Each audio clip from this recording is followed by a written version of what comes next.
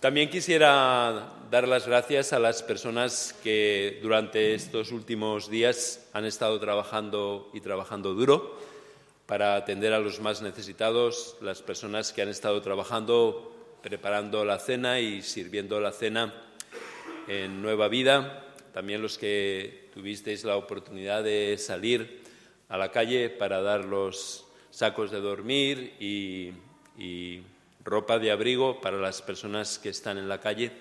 También daros las gracias a los que habéis estado en las cárceles llevando esperanza y llevando buenas noticias a las personas que carecen de libertad.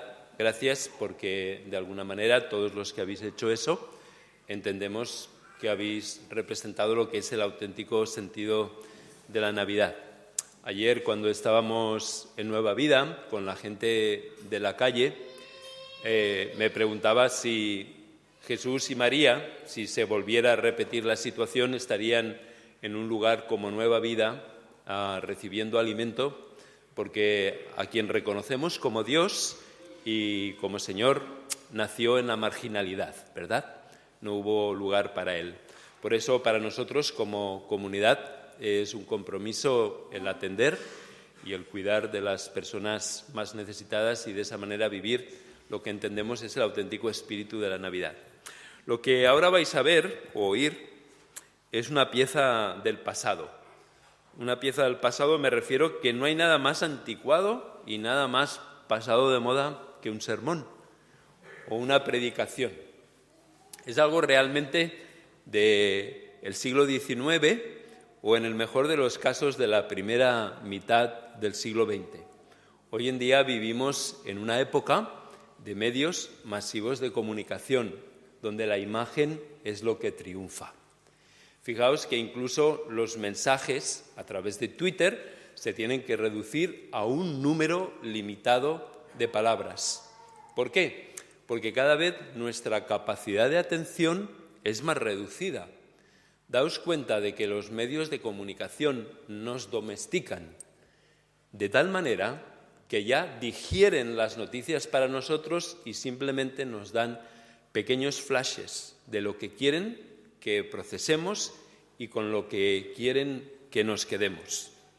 Cuando yo veo el empobrecimiento del pensamiento, porque cada vez tenemos menos capacidad de pensar, porque para pensar necesitas palabras, y cada vez tenemos menos vocabulario, porque vivimos en la época de la imagen, me hace pensar en el libro 1984 de George Orwell, y que probablemente en un momento u otro de vuestras vidas habréis leído. Y ese libro es muy interesante, porque sabéis que eran dos grandes bloques enfrentados por el control del mundo, y tenían un ministerio que se llamaba el Ministerio del Neolenguaje. Era un departamento del gobierno que estaba dedicado a eliminar la mayor cantidad posible de palabras del diccionario, porque cuantas menos palabras tengas, menos capacidad tienes de pensar, y cuanto menos capacidad tengas de pensar, más fácil serás de domesticar. Así que yo lo que quiero hoy es honrar la palabra, en el sentido en que pienso que la palabra todavía puede tener la capacidad de llegar a nuestras mentes, primer paso, y tal vez llegar a nuestros corazones. Quería leeros una canción que para muchos de vosotros es muy conocida. Es la canción Imagine de John Lennon, y que muchos las habréis oído. No os las voy a cantar para descanso vuestro, pero os la voy a leer traducida al castellano, y dice así: imagina que no hay cielo. Es fácil si lo intentas. Sin infierno bajo nosotros. Encima de nosotros solo las nubes. Imagina todo el mundo viviendo el día a día. Imagina que no hay países. No es difícil hacerlo. Nada por lo que matar o morir, ni tampoco religión. Imagina todo el mundo viviendo la vida en paz. Puedes decir que soy un soñador, pero no soy el único. Espero que algún día te unas a nosotros y el mundo será uno solo. Imagina que no hay posesiones. Me pregunto si puedes hacerlo, sin necesidad de gula o de hambruna, una hermandad de todos los hombres. Imagínate a todo el mundo compartiendo el mundo. Puedes decir que soy un soñador, pero no soy el único. Espero que algún día te unas a nosotros y el mundo será uno solo. Este era el sueño, o esta era el anhelo o la idea que tenía John Lennon, la aspiración a un mundo mejor. Yo creo que la aspiración a un mundo mejor es un anhelo de muchísimas personas a lo largo de muchas generaciones. Yo creo que a lo largo de los siglos han habido personas que han deseado, pensado y creído que un mundo mejor es posible. Algunos lo han hecho de manera violenta. Todos podemos pensar en las grandes revoluciones de la historia, la Revolución Francesa, la Revolución Rusa, la Revolución China. Han querido cambiar el mundo, han querido hacer un mundo mejor a sangre y fuego. Otros lo han intentado de manera pacífica. Me hace pensar en las palabras de John Lennon, me hacen pensar en las palabras de Martin Luther King. Yo tengo un sueño, I have a dream, recordáis, ¿verdad? Y él tenía un sueño de ver a hombres blancos y negros todos unidos en una hermandad porque todos habían sido creados iguales a Dios. O pienso en Gandhi, el liberador de la India y el padre de la no violencia. Han habido personas que han aspirado y que han deseado un mundo mejor y que han querido hacerlo. Vuelvo a insistir, algunos de una manera violenta y algunos de una manera pacífica. Y yo creo que el mundo continúa teniendo muchos soñadores, muchas personas que desean que el mundo sea mejor y que el mundo sea diferente. Pero tristemente, todos los que estamos aquí, si miramos a nuestro alrededor, vemos que el sueño está muy lejos de cumplirse. Y vemos que la violencia, vemos que el dolor, que el sufrimiento, que la pobreza, que la opresión, que la injusticia, lejos de retroceder, avanza y avanza. Y vemos que realmente todavía falta mucho para que este sueño pueda ser posible. Y yo creo que en todos los que estamos aquí, sin excepción, y no hace falta ser muy inteligente para creerlo, y lo creo, hay momentos en nuestras vidas en que este sueño de un mundo mejor resuena. Hay momentos de lucidez, si me lo permitís decirlo de esta manera, en que nos damos cuenta de que este mundo es una auténtica mierda y que no debería de ser así, que este mundo debería de ser de una manera distinta. Pero no siempre seguimos ese sueño.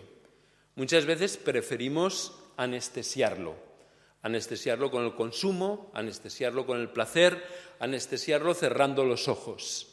Pero el sueño yo creo que todavía persiste.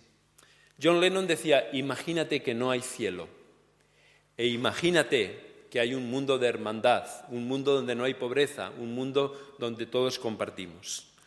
La Biblia nos dice que sí que hay cielo, y al margen de que todos nosotros tengamos imágenes, ¿verdad?, de angelitos gorditos, con alitas y con liras, la descripción que del cielo hace la Biblia en el libro de Apocalipsis para mí es tremendamente importante. Solamente os voy a recordar algunos de los trazos que el libro de Apocalipsis nos dice. Allí ya no habrá muerte, allí ya no habrá dolor, allí ya no habrá sufrimiento. Allí habrá gente de toda raza, de todo credo, de toda lengua y de toda nación. Allá ya no habrá la opresión de unos seres humanos sobre otros seres humanos simplemente porque son diferentes y porque tienen un color diferente. Así que la Biblia nos dice que el final es un final que vale la pena. Un final sin dolor, sin muerte, sin opresión, sin violencia y sin injusticia. ¿Y qué es lo que se opone? Pues entre el sueño de John Lennon y el cielo que nos describe la Biblia, pues nos oponemos tú y yo. La razón por la que no hay cielo aquí somos tú y somos yo. Cuentan de un gran escritor inglés, que tal vez algunos habréis leído algunas cosas de él, Chesterton, era un gran pensador y escritor inglés del siglo XIX, Y en el siglo XIX, Inglaterra era realmente la potencia dominante en el mundo, siglo XIX, principios del siglo XX. Y el Imperio Británico era realmente el que gobernaba el orbe. Y tenían realmente una intención y un deseo, entre comillas, de mejorar el mundo. Uno de los grandes periódicos de Inglaterra inició una campaña para que diferentes personalidades, políticos, escritores, filósofos y pensadores pudieran determinar cuál es el problema de la humanidad, cuáles eran los problemas que el mundo tenía. Chesterton, que era una persona increíblemente aguda, escribió a la dirección del diario diciéndoles: señores, el problema soy yo. Lo que él quería decir con esta afirmación es que el problema somos tú y yo. El problema de que el mundo sea así somos tú y yo. Hay un gran gurú de lo que es el mundo del negocio y el mundo de la administración de las empresas que se llama Steve Covey, y este hombre tiene un concepto que me parece increíblemente interesante. Él habla de que todos nosotros tenemos un área de influencia y un área de preocupación. Dejadme que trate de explicarme. El área de influencia es donde tú tienes la capacidad de obrar y de actuar, donde nadie te puede impedir que hagas lo que tú quieres, lo que tú deseas y lo que tú piensas. Y el área de preocupación son aquellas cosas que, como su nombre indica, me preocupan, pero están más allá de mi alcance y más allá de mis posibilidades. ¿Qué quiere decir? Que tú y yo, todos los que estamos aquí, tenemos un área de influencia para hacer que este mundo sea mejor, renunciando a nuestro egoísmo, siendo más sensibles a las necesidades de los otros, no viviendo centrados en nosotros mismos, viendo a Jesús en el prójimo, luchando contra la injusticia, contra la pobreza, contra la opresión y contra la violencia, en lo que es nuestra área de influencia, donde yo puedo y debo actuar. Evidentemente, mi área de preocupación es la paz en el mundo, la injusticia en el mundo, la violencia en el mundo, y ahí yo no llego. Pero mi área de preocupación muchas veces es mi coartada y es mi excusa para no actuar en mi área de influencia. Todos tenemos un área de influencia. Cierto que hay personas que tienen un área de influencia y toman decisiones macropolíticas, macroeconómicas y macrosociales que afectan a una buena parte de la humanidad. Y nosotros, ninguno de los que estamos aquí, somos de ese tipo. Pero todos tenemos una pequeña área de influencia donde podemos hacer que este mundo sea como debiera de ser y no como es. Y todos nosotros en nuestra área de influencia tenemos el deber y tenemos la responsabilidad de hacer que este mundo sea como debería de ser y no como es. Es fácil clamar contra la injusticia, pero no hacer absolutamente nada por la injusticia. Lo que quería compartir con esta idea, y estoy ya acabando, es que la única razón por la que el mundo es como es por ti y por mí. La Biblia nos habla de que hay cielo. John Lennon aspiraba a un cielo aquí en la tierra, pero entre ese cielo del que nos habla la Biblia y este sueño del que nos habla John Lennon, estamos tú y yo. Estamos tú y yo que en nuestra área de influencia contribuimos a que el mundo sea como es, porque no luchamos para que el mundo sea como debería de ser. Gandhi, el padre de la no violencia, dijo una frase que es tremenda. Dijo: vive en tu vida el cambio que quieres ver en el mundo. ¿Quieres que el mundo sea justo? Vive con justicia. ¿Quieres que el mundo sea solidario? Sé solidario. ¿Quieres que el mundo no sea egoísta? No seas egoísta. ¿Quieres que el mundo sea más sensible a las necesidades de los demás? Sé más sensible a las necesidades de los demás. Es muy fácil escudarnos en nuestra área de preocupación para no tener que afrontar y no tener que vivir nuestra área de influencia, donde sí podemos actuar y debemos de actuar. Si nosotros no queremos cambiar el mundo, si nosotros no queremos renunciar a nuestro egoísmo, entonces somos responsables y merecemos que se nos juzgue por ello. Merecemos que haya un Dios que ponga las cosas en su sitio y que llegue un día en que tengamos que rendir cuentas por todo lo que pudimos hacer y no hicimos. Hay mucha gente que afirma, y alguna vez me lo habéis oído decir: yo no hago daño a nadie, y es cierto, tal vez por falta de ocasión para hacerlo, ¿verdad? Pero tampoco hacemos bien a nadie. Vivimos miserables vidas pequeñoburguesas, centrados en nosotros mismos, ajenos al dolor y a los problemas y a las necesidades de la gente que nos rodea. Si nosotros no queremos hacer que este mundo sea diferente, entonces somos responsables. Y es justo que seamos juzgados por ello. Si no podemos, si queremos, pero no podemos, entonces necesitamos ayuda.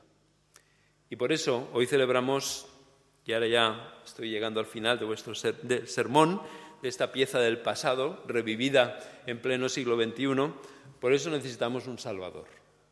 Hoy celebramos el nacimiento de Jesús, el Salvador. Cuando fue anunciado su nacimiento, se dijo que se le pondría por nombre Jesús, porque él salvaría al pueblo de sus pecados.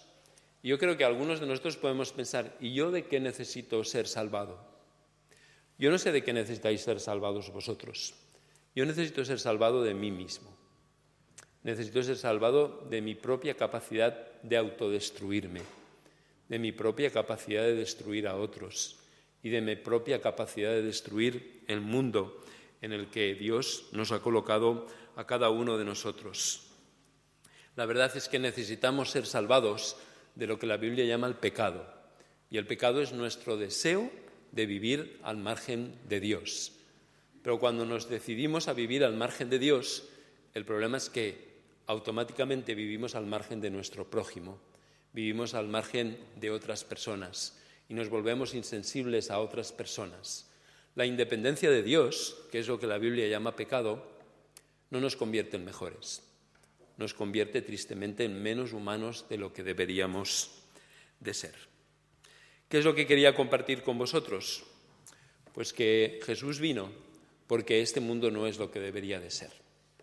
Jesús vino porque tú y yo no somos el tipo de ser humano que deberíamos de ser. Si no necesitas a Dios, si no necesitas a un Salvador que te salve de ti mismo, estás bien como estás, asume tu parte de responsabilidad de que el mundo sea lo que es, no te quejes del día que la injusticia te llegue a ti, no te quejes el día que el dolor y el sufrimiento te llegue, porque desde tu área de influencia contribuyes. Si no necesitas a Dios, no necesitas un Salvador. Jesús lo afirmó muy claramente.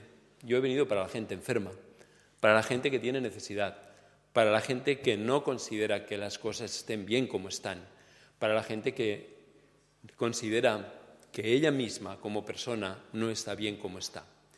Pero si sientes que una vida alternativa es mejor, que un universo alternativo es mejor, entonces mi invitación es a que dejes que Jesús te salve de ti mismo, te salve de deshumanizarte y te permita tener una relación con Dios, te permita restaurarte a ti como ser humano y te permita que contribuyas como Gandhi, como Martin Luther King, como John Lennon y tantos otros, a que este mundo sea lo que debería de ser y no lo que es.